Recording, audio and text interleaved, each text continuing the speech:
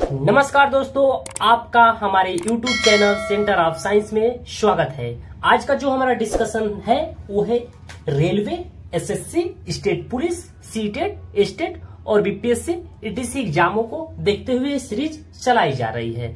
आपने थंबनेल में देखा होगा कि बिहार पुलिस का लोगो लगा है, बट उसके लिए तो इम्पोर्टेंट है ही है, लेकिन ऑल वनडे एग्जाम के लिए इम्पोर्टेंट है, क्योंकि इसमें का जो क्वेश्चन है कहीं ना कहीं किसी एग्जाम में जो प्रीवियस ईयर क्वेश्चन पूछे गए हैं प्लस एनसीईआरटी का जो बेस्ट एग्जाम्पलर है उनको हम डिस्कशन करने की कोशिश करेंगे। तो स्टार्ट करते हैं क्वेश्चन नंबर 1 से कि जो घड़ी होती है यानी जो क्लॉक होती है उसके चाल को मापा जाता है गीगा वोल्ट में, गीगा वॉट में, गीगा एम्पियर में और गीगा हर्ट्ज में। तो यहाँ ऑप्शन नंबर डी हमारा क्या हो जाएगा, करेक्ट हो जाएगा। गीगा हर्ट्ज में चाल मापी जाती है, ठीक है। लेकिन इससे रिलेटेड आपको कुछ और भी इंफॉर्मेशन होनी चाहिए कि 1 किलो हर्ट्ज कितना हर्ट्ज होता है, 10⁻³ हर्ट्ज होता है, ठीक है। 1 मेगा हर्ट्ज 10⁻³ कितना हर्ट्ज, 6 हर्ट्ज होता है। 1 गीगा हर्ट्ज कितना होता है, 10⁻⁹ हर्ट्ज होता है। 1 टेरा हर्ट्ज कितना होता है, 10⁻12 हर्ट्ज होता है। 1 पीटा हर्ट्ज कितना होता है, 10⁻15 हर्ट्ज होता है। तो ये भी आपको फंडामेंटल कुछ चीजें याद होनी चाहिए। इसलिए घड़ी का जो क्लॉक होता है किसमें मापा जाता है, तो गीगा हर्ट्ज में। देखते हैं क्वेश्चन नंबर 2 को। बिजली के बल्ब की जगह प्रयुक्त की जाने वाली सीएफएल का पूरा नाम क्या है? Compact fluorescent lamp, constant filament lamp, closed filament lamp, closed short lamp, यानी compact fluorescent lamp. Option number A हमारा क्या हो जाएगा, करेक्ट हो जाएगा। जो सीएफएल हमारे घरों में यूज किए जाते हैं, इससे फायदा क्या होता है कि विद्युत ऊर्जा की बचत होती है और कम ऊर्जा से ही उसकी तुलना में अधिक हमें प्रकाश मिल जाता है, लाइट मिल जाता है। जो सीएफएल के डिस्कवरी थे यानी खोजकर्ता थे, जो आविष्कारक थे, कौन थे, एडवर्ड ई हेमर साहब ने सीएफएल का आविष्कार किया था, ठीक है। बट आजकल सीएफएल को भी रिड्यूस कर दिया गया है, यानी हटा दिया गया। इसके बदले कौन आया है, एलईडी। इसका फुल फॉर्म क्या होता है, लाइट इमिटिंग डायोड। ये सीएफएल से तुलना करेंगे तो उससे भी कम ये क्या करता है, विद्युत ऊर्जा की उससे भी अधिक बचत करता है और कम ऊर्जा से ही अपेक्षाकृत अधिक प्रकाश देता है। कौन, एलईडी। और सीएफएल ने किसको रिड्यूस किया, जो घरों में येलो बल्ब जलते थे उनको रिड्यूस किया। उनके तुलना में सीएफएल अच्छा है, बट मॉडर्न टाइम में सीएफएल से अच्छा कौन है, एलईडी अच्छा है, ठीक है। क्योंकि ये क्या करता है कि विद्युत ऊर्जा की बहुत अधिक बचत करता है और कम ऊर्जा से ही सीएफएल के कंपैरिजन में या जो येलो वाले बल्ब हैं उनकी तुलना में अधिक प्रकाश देता है, ठीक है।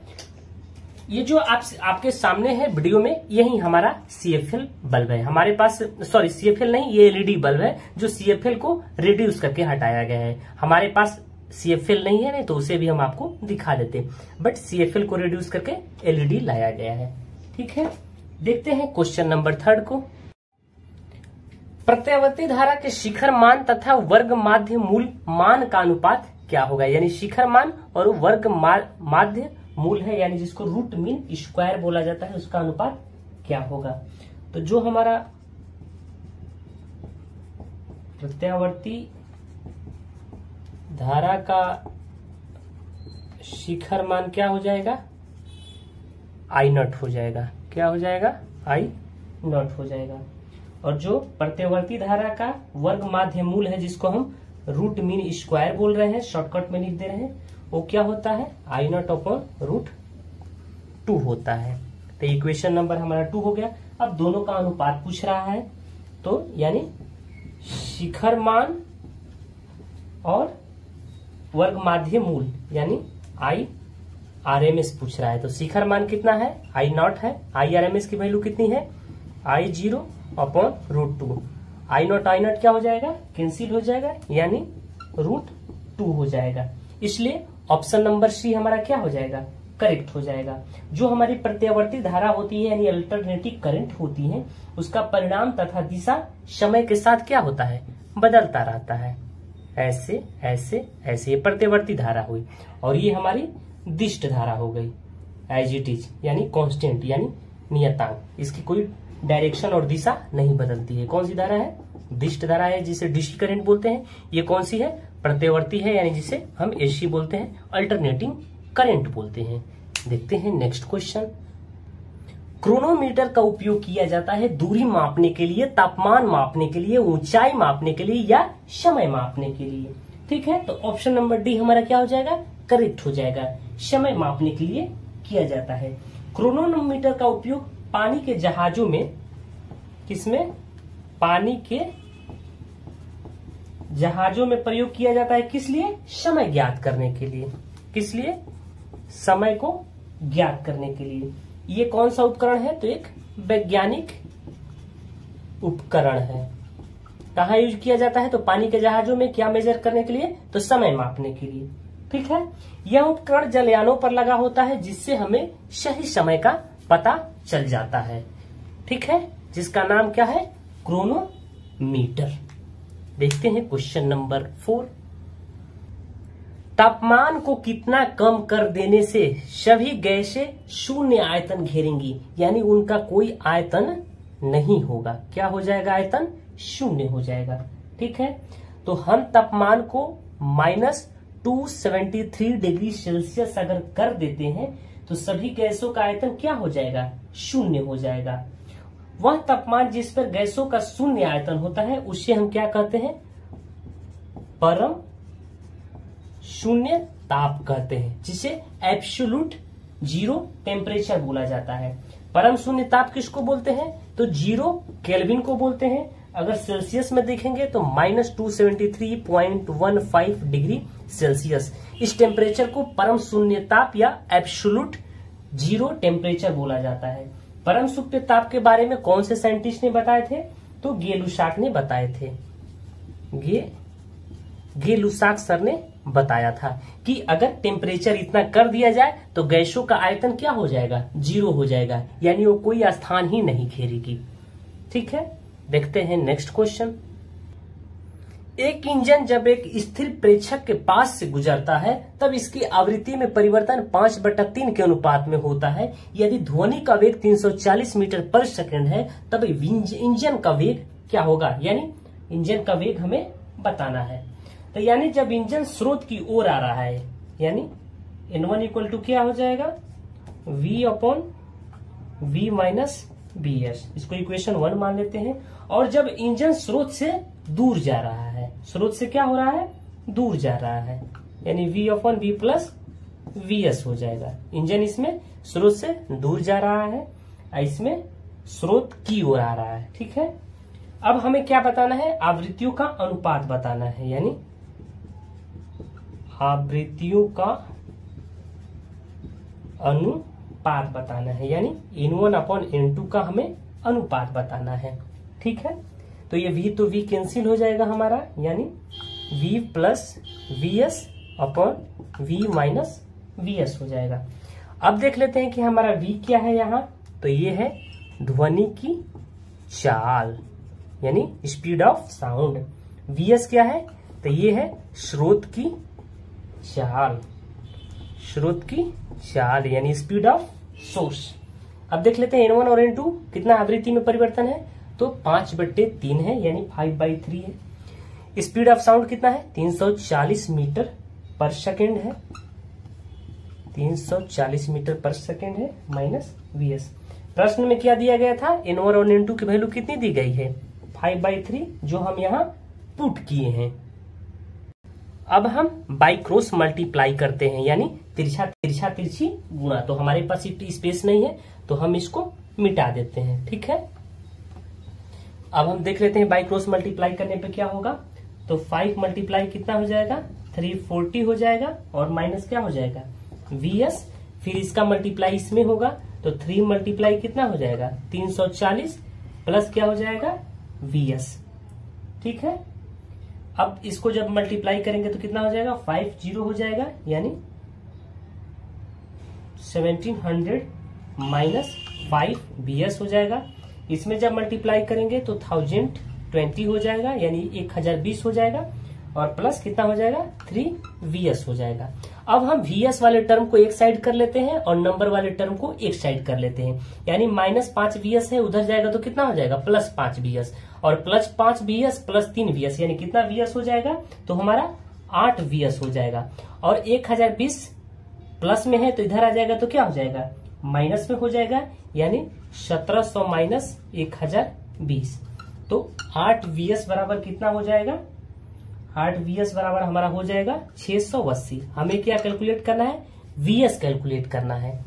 vs कौन है, यहाँ इंजन का वेग है, यानी स्रोत की चाल है, तो 680/8 हो जाएगा। इसे कैंसिल करेंगे तो कितना हो जाएगा 85 मीटर पर सेकेंड, यानी ऑप्शन नंबर सी हमारा क्या हो जाएगा, करेक्ट हो जाएगा। इंजन का वेग कितना हो जाएगा 85 मीटर पर सेकेंड। ये भी डायरेक्ट फॉर्मूला बेस्ड क्वेश्चन था, one of the most important question कहिए डॉपलर इफेक्ट से। ठीक है, देखते हैं नेक्स्ट क्वेश्चन। सोनोमीटर का कार्य सिद्धांत किसके आधार पे है, यानी किसका कार्य सिद्धांत क्या है, हुक का नियम है, प्रत्यवस्था है, अनुनाद जिसको रेजोनेंस बोला जाता है, न्यूटन का नियम, यानी ऑप्शन नंबर सी हमारा क्या हो जाएगा, करेक्ट हो जाएगा। सोनोमीटर किस पे बेस्ड है, तो रेजोनेंस पे बेस्ड है। ठीक है, सोनोमीटर का कार्य सिद्धांत किस पे है, तो अनुनाद पे है। और सोनोमीटर में जो उत्पन्न आवृत्ति होती है वो किसके इक्वल होती है, 1/12 √T/m की। ठीक है, अब यहां देख लेते हैं एल क्या है, तो ये तार की लंबाई है, यानी लेंथ ऑफ वायर। आर क्या है, तो तार की त्रिज्या है, यानी रेडियस ऑफ वायर। टी क्या है, तो तार में तनाव है, यानी तार में टेंशन है। एम क्या है, तो तार की एकांक लंबाई का द्रव्यमान है, तार की एकांक लंबाई का द्रव्यमान, जिसको हम एम यानी द्रव्यमान बोलते हैं, यानी मास बोलते हैं। सोनोमीटर अनुनाद के कार्य सिद्धांत पे आधारित है। देखते हैं नेक्स्ट क्वेश्चन। एक लंगर लगी नाव लहरों से घिरी है, उसमें एक तरंग शीर्ष की दूरी यानी वेवलेंथ की दूरी 80 मीटर है और लहर की गति 20 मीटर पर सेकंड है, तो नाव तक उस तरंग शीर्ष को पहुंचने में लगा आवश्यक समय होगा, यानी आपको समय बताना है। तो जो तरंग शीर्ष की दूरी है यानी वेवलेंथ लैम्डा है वो कितना है, 80 मीटर का है। ठीक है, और जो तरंग का वेग है यानी वेलोसिटी है वो कितना है, 20 मीटर पर सेकेंड है। अब हम देख लेते हैं, हमें आवृत्ति निकालना है, तो हम वेलोसिटी इक्वल टू फॉर्मूला जानते हैं न्यू लैम्डा। न्यू क्या है, फ्रीक्वेंसी है, यानी तो जब हमें आवृत्ति निकालना होगा यानी न्यू निकालना होगा तो फॉर्मूला क्या हो जाएगा, v/लैम्डा हो जाएगा। ठीक है, v क्या है, हमारा तरंग का वेग है जो कितना है 20 मीटर पर सेकेंड, और जो लैम्डा है यानी वेवलेंथ है, तरंग दैर्घ्य वो कितना है 80, तो जो आवृत्ति हो जाएगी कितनी हो जाएगी 1/4 हर्ट्ज हो जाएगी। ठीक है, अब हम देख लेते हैं आवर्तकाल यानी समय बताना है, यानी टाइम पीरियड। ठीक है, तो टाइम पीरियड क्या होता है 1/न्यू होता है। यहाँ न्यू क्या है, आवृत्ति है जिसे हम फ्रीक्वेंसी बोल रहे हैं। आप इसे एन से भी डिनोट कर सकते हैं, कोई दिक्कत नहीं है, बट हमने न्यू से डिनोट किया है। तो ये कितना हो जाएगा, न्यू कितना है हमारा 1/4, यानी ये ऊपर चला जाएगा, यानी 4 क्या हो जाएगा हमारा सेकेंड हो जाएगा। तो जो समय होगा वो कितना हो जाएगा 4 सेकेंड। कब, नाव तक उस तरंग शीर्ष को पहुंचने में समय कितना लगेगा 4 सेकेंड लगेगा, यानी टाइम पीरियड कितना होगा 4 सेकेंड होगा। ये फॉर्मूला है, ये आपको लर्न करना है। v इक्वल टू क्या हो जाएगा न्यू लैम्डा। v क्या है, वेग है, न्यू क्या है, आवृत्ति है, लैम्डा क्या है, वेवलेंथ है जिसे हम फ्रीक्वेंसी बोलते हैं। देखते हैं नेक्स्ट क्वेश्चन। वायु में ध्वनि संचरण की घटना होती है, समतापी, समदाबीय प्रक्रम, रुद्धोष्म प्रक्रम, इनमें से कोई नहीं, यानी ऑप्शन सी हमारा क्या हो जाएगा रुद्धोष्म प्रक्रम। वायु में ध्वनि तरंग की जो प्रकृति होती है वो क्या होती है, रुद्धोष्म होती है। इसका मतलब कि ध्वनि जब माध्यम से गमन करती है तो ताप नियत नहीं रहता है। क्या, ताप नियत नहीं रहता। क्या नियत रहता है, ऊष्मा नियत रहता है। दूसरी बात, अगर अकॉर्डिंग टू लाप्लास देखेंगे यानी लाप्लास के अनुसार देखेंगे तो ध्वनि माध्यम से जब गमन करता है तो समतापीय प्रक्रिया का जो रुद्धोष्म प्रक्रिया होती है यानी जो ध्वनि की चाल होती है वो कितनी हो जाती है, गामा P/D।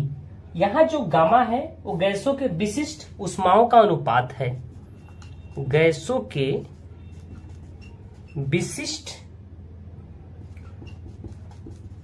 ऊष्माओं का क्या है, अनुपात है। और जो यहाँ P है ये क्या है, प्रतिबल है। D क्या है, घनत्व है जिसको हम डेंसिटी बोलते हैं। किसके अनुसार, तो लप्लास के अनुसार। इसलिए वायु में ध्वनि संचरण की घटना को क्या हम बोलते हैं, रुद्धोष्म प्रकरण बोलते हैं। ठीक है, देखते हैं नेक्स्ट क्वेश्चन। एक ध्वनि तरंग की आवृत्ति 4 किलो हर्ट्ज है और जो वेवलेंथ है 40 सेंटीमीटर का है, तो ध्वनि तरंग द्वारा 3.2 किलोमीटर की दूरी तय करने में कितना समय लगेगा, यानी हमें टाइम पीरियड कैलकुलेट करना है। तो जो ध्वनि तरंग की आवृत्ति होती है जिसे हम n से डिनोट करते हैं या न्यू से भी डिनोट किया जाता है, वो कितना है, 4 किलो हर्ट्ज। तो 4 किलो हर्ट्ज को हम हर्ट्ज में ऐसे लिख सकते हैं। ठीक है। दूसरी बात, जो ध्वनि तरंग का तरंगदैर्घ्य है यानी लैम्डा है वो कितना है, 40 सेंटीमीटर। तो हम इसे मीटर में ऐसे लिख सकते हैं। ठीक है। अब ध्वनि तरंग का जो वेग है वो क्या हो जाएगा, ध्वनि तरंग का वेग, ध्वनि तरंग का वेग क्या हो जाएगा, फ्रीक्वेंसी इंटू लैम्डा, यानी आवृत्ति इंटू तरंगदैर्घ्य।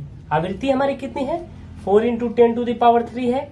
लैम्डा कितना है हमारा, 40 × 10⁻⁻2 है, यानी कितना हो जाएगा, 4 4 जा 16, यानी 1600 मीटर। ये पावर आपका 1 हो जाएगा और 40 में 4 का मल्टीप्लाई करेंगे तो 160 हो जाएगा और एक पावर वाला 0, मतलब 10⁻³ है, 10⁻⁻2 है, तो इसका मतलब क्या हुआ, 10 हुआ और यहां से एक 0, तो 1600 मीटर पर सेकेंड हो गया।